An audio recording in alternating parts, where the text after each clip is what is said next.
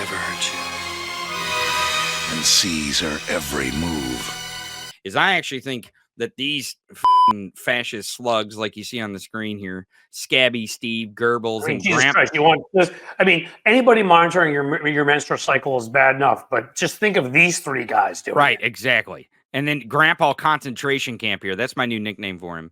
I used to be I like Grandpa that. Poopy Pants, but it's Grandpa Concentration Camp. I think that's a more apt description. Yeah, and then I think it'll go viral if you want. And then we've got here on, if you put that back up, we've got meth in human form here where Steve Bannon is. Yeah. And that's how the Democrats raised millions of Mexicans from the dead to vote against you. Wow, I love that one, Banny. I'm glad I have you as a friend. Yes, friend. And when it's Steve Miller, bald, ugly, self-hating. Right. Well, he's the Wish.com Goebbels.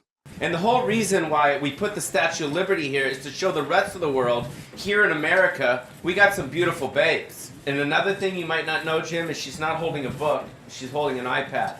Well, I mean, he, even though he's not Goebbels from Wish.com.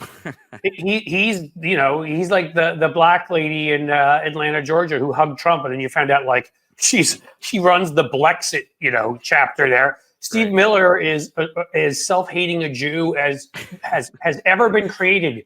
He's the guy that rats You're out. You're going to offend Ben Shapiro here. You're going to offend Ben Shapiro. He's even I would say he's even a step further than Ben Shapiro. As much as I loathe, dude, I make fun of Ben Shapiro all the time. I mean, look at my muscle, and it's like this big, and the kid, he hasn't reached puberty yet. Let's look at the stats. I've got the facts. My money like Lizzo, my pockets are fat. Homie, I'm epic. Don't be a whack. Dog, it's a yarmulke. Homie, no cap. His voice, it sounds like, I'm sorry, I'm going to steal this. I'm going to steal this from, I'm going to steal this from Deadpool, what he said about Beckham, but it sounds like he mouth sexed a can of helium when he talks, okay? Yeah.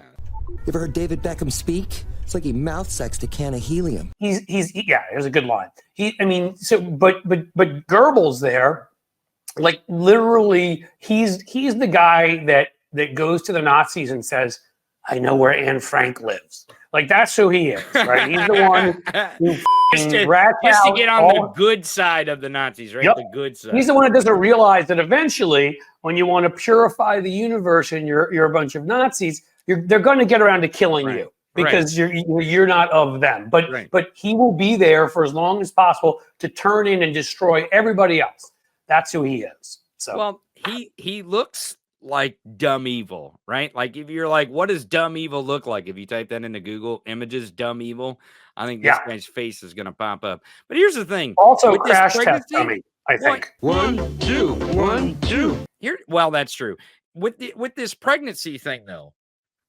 Because monitoring pregnancies, I mean, when I think of the phrase and Trump's like, yeah, sure, I want the state, the government to monitor. I mean, this is supposed to be small government, everybody. Remember when they're like, we're a small government party. But here's the thing is when they say monitoring your pregnancies, when you're talking about these fascist, bigoted scumbags like MAGA, the thing that I hear is like, we're going to monitor pregnancies to make sure only white babies are born. That's what I hear. That's exactly what I hear. Like that's their. Oh well, I mean, obviously that is a big part of the whole thing. They don't give a shit. It's political for them. They use it to try to wedge away African Americans, Latinas, others to say they just they try to claim they want you to kill your babies because they're the ones who are white supremacists about us. So that's how they try to use that. But the truth behind the scenes, of course, is.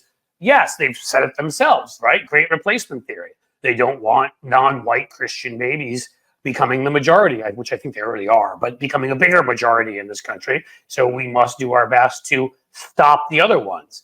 And I mean, for all look, this is about women control. I mean, for some of these, group of these fundamentalists, I'm sure maybe they're actually misguided and stupid enough where it is actually about abortion. But for the vast majority of these guys, it's about controlling women and controlling who lives in society. So what I'm trying to tell you is, if you don't think after no abortions, what's coming next is forced abortions, if you're not the right people who want to have children, that is next. That is the next thing on the list. There you go. Now you're smelling what I'm stepping in.